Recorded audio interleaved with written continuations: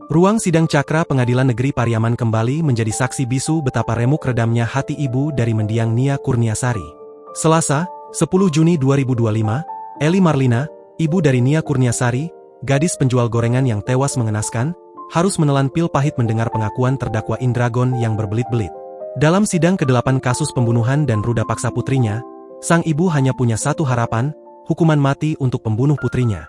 Eli Marlina tak kuasa menahan air mata saat Indragon, dengan penampilan yang kontras jauh lebih segar dari saat pertama kali diamankan, mulai memberikan keterangan yang mencabik-cabik perasaannya. Bagaimana mungkin, pembunuh putrinya kini bisa terlihat tanpa lebam, bahkan dengan potongan rambut mohawk, seolah tak ada beban. Sementara dirinya, setiap hari dihantui bayangan kepergian NKS yang tragis.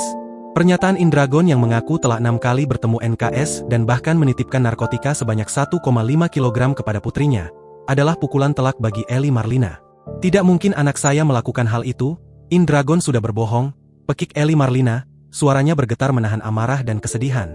Eli Marlina mengenal betul putrinya. NKS, gadis yang rajin, pintar, dan menjadi tulang punggung keluarga.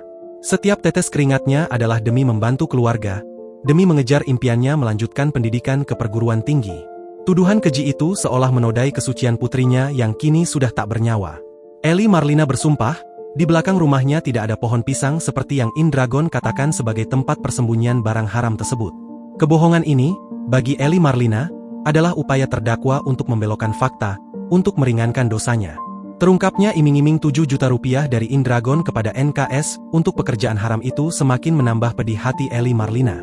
Uang yang konon akan membantu biaya kuliah putrinya, kini terasa seperti racun yang merenggut nyawa NKS. Meskipun jaksa penuntut umum telah membantah keras kesaksian Indragon yang berbeda dengan berita acara pemeriksaan awal, hati Eli Marlina tetap hancur. Ia tahu putrinya tak pernah mengenal dekat sosok Indragon. Saksi-saksi pun membenarkan, Indragon bahkan sempat menanyakan rumah NKS sebelum kejadian. Ini membuktikan bahwa Indragon berbohong. Di akhir persidangan, air mata Eli Marlina tak lagi terbendung. Ia menuntut keadilan seadil-adilnya bagi putrinya. Bagi Eli Marlina, tak ada hukuman yang setimpal selain hukuman mati untuk Indragon. Pria itu telah merenggut masa depan putrinya, menghancurkan impiannya, dan meninggalkan luka menganga yang tak akan pernah sembuh di hati keluarga.